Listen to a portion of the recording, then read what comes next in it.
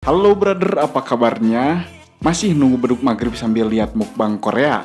Di video kali ini kita akan menceritakan kisah persahabatan antara manusia dengan hewan peliharaannya.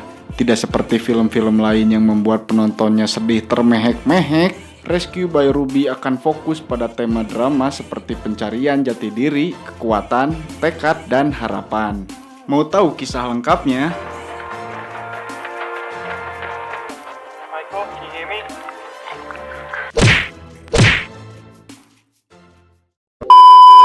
Di hari yang cerah, seekor anjing yang bernama Ruby berkeliaran di hutan.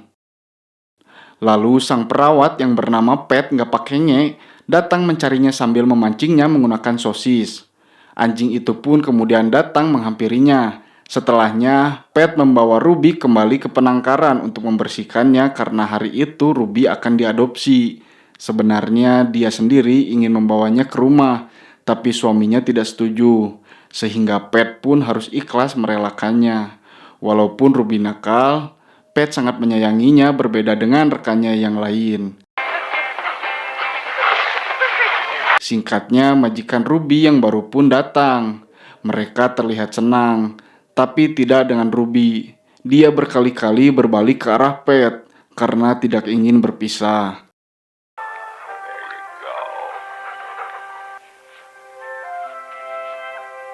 Di tempat lain, terlihat seorang pria bernama Daniel yang sudah siap dengan seragam polisinya. Setelah berpamitan dengan istrinya, Daniel pun bergegas berangkat untuk bekerja. Di perjalanan, Daniel mampir melihat anggota polisi unit K9 yang sedang beroperasi mencari obat-obatan terlarang yang dibuang ke danau. Time's more cute than ours. If we can sense a teaspoon of sugar. Setelah selesai berbincang dengan warga sekitar, Daniel segera datang ke kantor untuk mendapatkan instruksi kerjanya hari ini. Sesuai apa yang udah kita lihat tadi, Daniel tampak terobsesi untuk bergabung dengan unit K9 ini.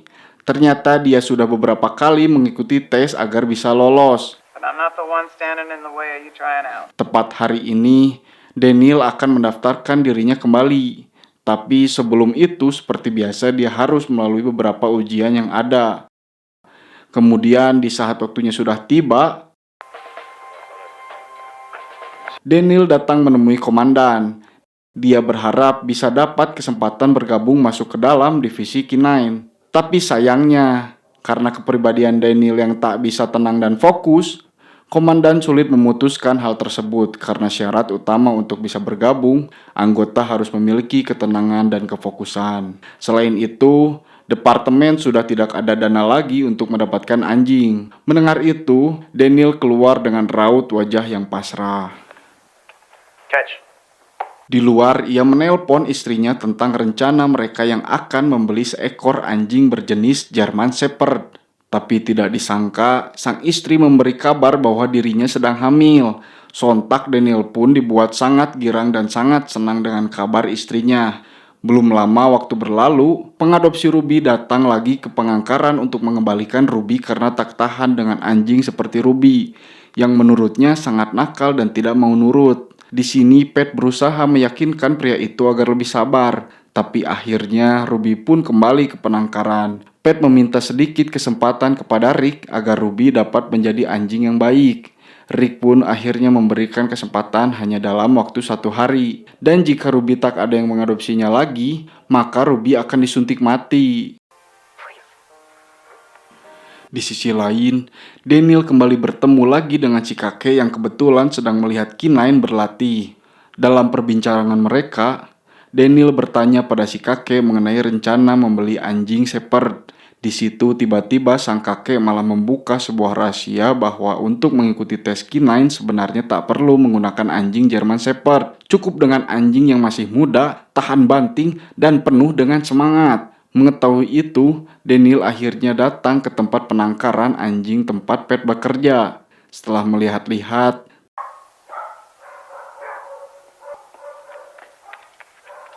tidak disangka jika ada satu anjing yang memikat hati Daniel, yaitu Ruby, dengan ras Border Collie.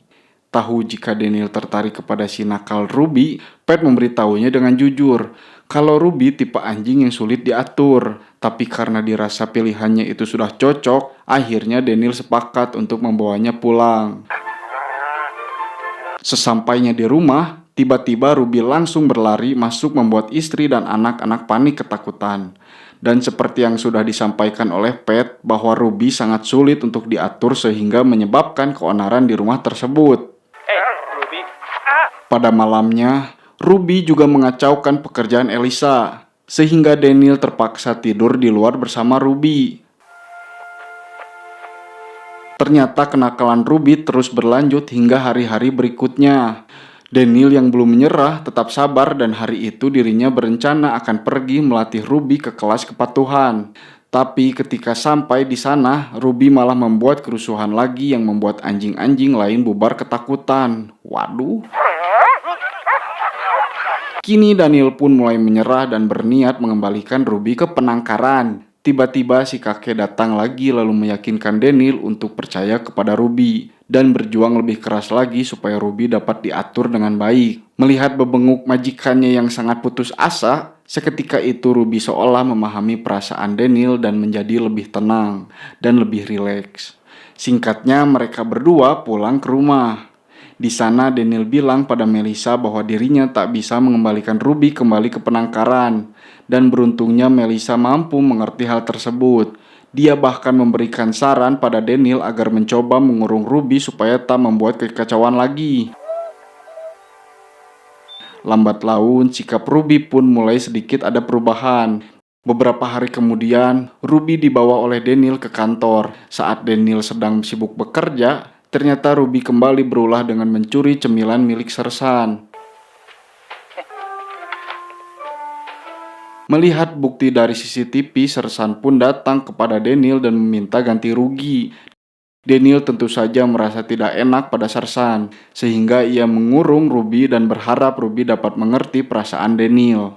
Di rumah, Daniel kembali mencoba menonton berbagai video tutorial cara mengatur anjing. Daniel yang merasa jika makanannya yang ia beri selama ini tidak enak, mencoba kembali ke penangkaran untuk meminta saran dari Pat, dan Pat mengatakan bahwa Ruby mau melakukan apapun demi sebuah Zoziz. Dan memang benar saja, semenjak tahu apa yang disukai oleh Ruby, Daniel pun bisa lebih mudah untuk mengaturnya. Kedekatan Ruby dengan Melissa dan anaknya pun semakin erat. Tapi karena besok adalah pretest K9, Daniel pun merasa gugup dan membuatnya tak bisa tidur. Mengetahui hal itu, istrinya pun datang memberikan semangat dan meyakinkan Daniel jika ia pasti sukses dalam pretestnya tersebut. Akhirnya hari pretest K9 pun tiba. Sebelum tes dimulai, instruktur memberikan pengarahan pada para peserta. Ruby berhasil dengan beberapa ujian yang diberikan oleh instruktur. Tapi pada tes inti, yaitu melacak organ manusia, Ruby tiba-tiba tak terkontrol sampai ia berlari ke hutan. Daniel yang mengejarnya langsung panik ketika melihat Ruby memainkan sarang tawon. Dan ya, sudah tentu kekacauan pun terjadi pada saat itu. Setelah kejadian itu, komandan datang menemui Daniel untuk memberitahu bahwa dalam tes tersebut Daniel dinyatakan gagal.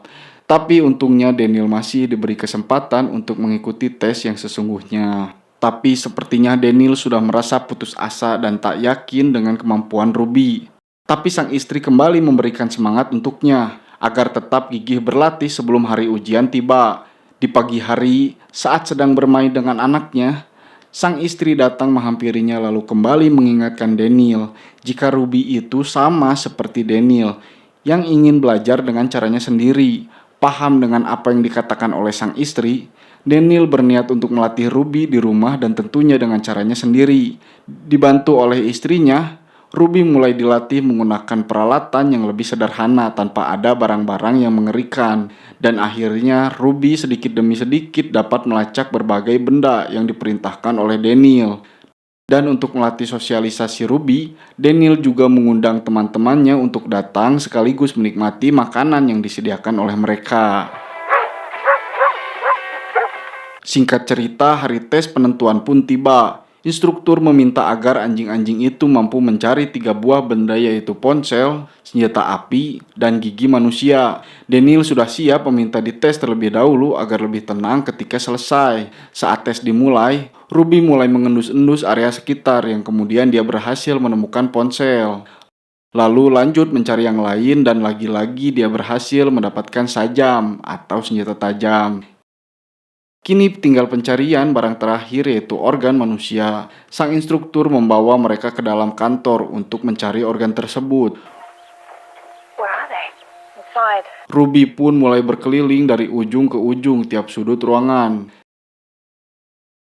Ketika hampir semuanya sudah dicek, Daniel terlihat cemas karena ia berharap Ruby dapat memberikan jawaban yang tepat.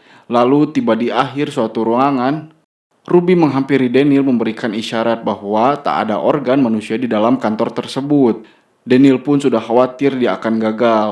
Tapi ternyata instruktur berkata bahwa mereka lolos dalam tes. Karena dalam kantor tersebut memang tidak ada organ tubuh manusia. Setelah itu, Daniel keluar dengan penuh kebahagiaan. Dia disambut dengan ucapan selamat dari rekan-rekannya dan istri tercinta. Kebahagiaan Daniel semakin bertambah ketika dia berhasil bergabung menjadi anggota K9, tapi belum resmi. Yeah. Stay ready.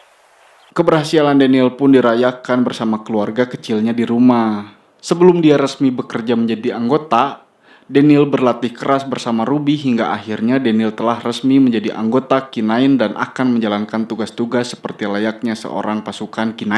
Di waktu makan siang, Daniel mengeluh pada rekannya tentang dia yang tak kunjung mendapatkan tugas seperti anggota yang lain. Tanpa dia sadari, jika di belakangnya ada sang komandan yang mendengar semua keluhan Daniel. Waktu semakin berlalu, dan akhirnya misi pertama Daniel pun tiba. Ia ditugaskan mencari jasad korban pembunuhan di suatu rumah. Sampai di lokasi, Daniel menyuruh Ruby untuk mencari jasad tersebut. Akan tetapi, setelah cukup lama berkeliling, Ruby malah terdiam dan Daniel memahami isyaratnya jika tak ada jasad di sana. Namun karena polisi memprediksi jika jasad tersebut masih ada di sekitar rumah, Daniel pun menyatakan dirinya gagal dalam misi ini. Daniel mulai sedikit putus asa lagi untuk melanjutkan divisi di K9 ini. Tapi sang istri kembali menasehatinya agar tetap berjuang walaupun bukan menjadi anggota K9. Ruby sendiri yang melihat Daniel mencoba mendekatinya. Tapi Daniel tak menghiraukan Ruby dan justru menyuruhnya pergi. Keesokan harinya, Daniel mulai panik karena berkali-kali memanggil, tapi Ruby tak kunjung muncul. Daniel pun sadar bahwa dirinya terlalu keras pada Ruby, sehingga dia bergegas pergi untuk mencarinya. Saat di perjalanan mencari anjingnya, Daniel mendapatkan info dari komandan bahwa Ruby ternyata berhasil menemukan jasad lokasi pembunuhan di hari kemarin. Komandan juga meminta maaf karena telah salah menilai Ruby, yang padahal Ruby adalah anjing yang sangat pintar. Sama seperti Daniel, Melissa dan tetangga sekitar berusaha mencari Ruby dengan menyebarkan selembaran. Daniel sendiri mencoba kembali ke penangkaran, berharap Ruby ada di sana. Di tengah kebingungannya, Daniel dihubungi oleh komandan untuk menjalankan misi berikutnya tentang seorang anak laki-laki yang hilang. Tapi karena Ruby tidak ada di sisinya, Daniel pun tak bisa berbuat apa-apa. Masih dalam masa pencarian, di tengah hujan tidak sengaja Daniel melihat si kakek yang meminta tumpangan. Sambil mengantarnya pulang, Daniel kemudian menjelaskan penyesalannya pada si kakek. Tapi seperti biasa, bukannya bantuin dan ngupahan, si kakek malah menganggap jika yang salah itu bukanlah Ruby, melainkan Daniel. Dan secara tidak langsung Daniel pun sadar akan merubah sikapnya jauh lebih baik dari sebelumnya. Di tengah rintik hujan hari itu, Daniel menyalahkan dirinya sendiri. Ia merasa sangat sedih dan menyesal, tanpa disadari jika di bawah jembatan tersebut ada Ruby yang mendengarnya. Daniel pun kembali ke rumah, barangkali Ruby sudah kembali. Melissa yang ikut khawatir pun hanya bisa menguatkan suaminya itu. Setelahnya Daniel kembali ke kantor untuk ikut rapat tentang seorang anak yang hilang. Ketika Daniel baru saja duduk di ruangan, sang inspektur menyuruh Daniel untuk segera mencari anjingnya saja karena tugas hari ini sudah diserahkan kepada petugas yang lain. Baru saja Daniel tancap gas, Tapi tiba-tiba di depan mobilnya ada si Ruby, si anjing pintar dan Ucul. Dengan sangat bahagia, Daniel pun langsung menghampirinya dan segera memeluknya. Danny lalu menyuruh Ruby bergegas naik ke mobil, dan Ruby seolah tahu ada misi yang harus dikerjakan, dan mereka pun pergi menuju lokasi pencarian. Singkat cerita, sesampainya di sana, komandan langsung memberikan gambaran daerah tersebut agar Daniel dapat menguasai medan yang perlu dilacak. Lalu selanjutnya pencarian pun dimulai. Dengan penuh semangat, Ruby berlari sambil mengendus-ngendus.